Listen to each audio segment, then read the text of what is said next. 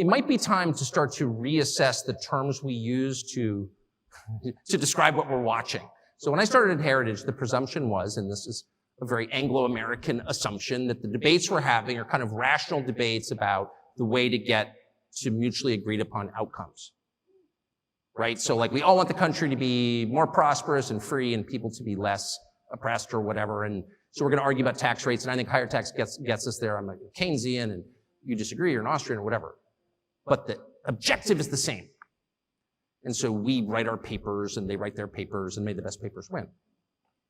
I don't think that's what we're watching now at all. I don't think we're watching a debate over how to get to the best outcome. I think that's completely wrong. And I've come to this conclusion, and I should say at the outset, I'm an Episcopalian, so don't take any theological advice from me, because I don't have any. I grew up in the shallowest faith tradition that's ever been invented. It's not even a Christian religion at this point. I say with shame. But I'm just saying this as an observer of what's going on. There is no way to assess, say, the transgenderist movement with that mindset. Policy papers don't account for it at all.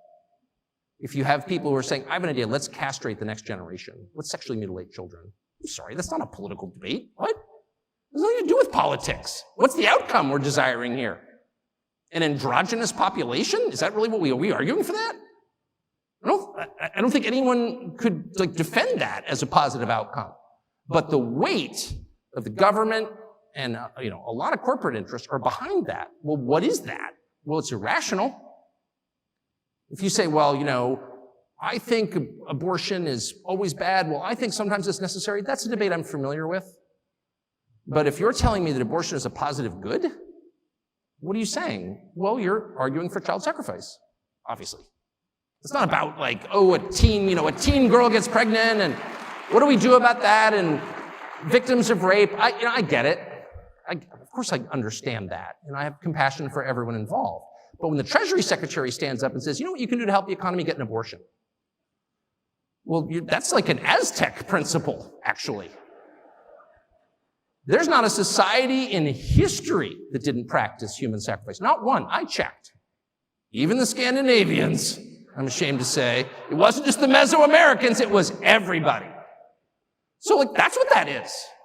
What's the point of child sacrifice? Well, there's no policy goal entwined with that. No, that's a theological phenomenon.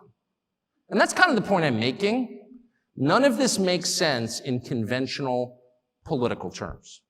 When people or crowds of people, or the largest crowd of people at all, which is the federal government, the largest human organization in human history, decide that the goal is to destroy things, destruction for its own sake. Hey, let's tear it down. What you're watching is not a political movement, it's evil. So if you want to assess, and I'll put it in I'll stop with this. I'll put it in non-political, non-specific theological terms, and just say, if you want to know what's evil and what's good, what are the characteristics of those? And by the way, I think the Athenians would have agreed with this. This is not necessarily just a Christian notion. This is kind of I would say, widely agreed upon understanding of good and evil. What are its products? What do these two conditions produce? Well, good is characterized by order, calmness, tranquility, peace, whatever you want to call it, lack of conflict, cleanliness. Cleanliness is next to godliness. It's true. It is. And evil is characterized by their opposites. Violence, hate, disorder, division, disorganization, and filth. So if you are all in on the things that produce the latter basket of outcomes, what you're really advocating for is evil. That's just true. I'm not calling for a religious war, far from it. I'm merely calling for an acknowledgement of what we're watching, which is not what, and I'm certainly not backing the Republican Party. I'm not making a partisan point at all. I'm just noting what's super obvious. Those of us who are in our mid-50s are caught in the past in the way that we think about this. One side's like, no, I've got this idea, and we've got this idea, and let's have a debate about our ideas. They don't want a debate. those ideas won't produce outcomes that any rational person would want under any circumstances. Those are manifestations of some larger force acting upon us. It's just so obvious. It's completely obvious. And I think two things. One, we should say that and stop engaging in these totally fraudulent debates where we are using the terms that we used in 1991 when I started at Heritage, as if maybe, I could just win the debate if I marshaled more facts. I've tried that, doesn't work. And two, maybe we should all take just like 10 minutes a day to say a prayer about it. I'm serious. Like, why not? And I'm saying that to you, not as some kind of evangelist. I'm literally saying that to you as an Episcopalian.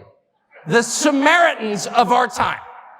I'm coming to you from the most humble and lowly theological position you can. I'm literally an Episcopalian, okay? And even I have concluded it might be worth taking just 10 minutes out of your busy schedule to say a prayer for the future. And I hope you will.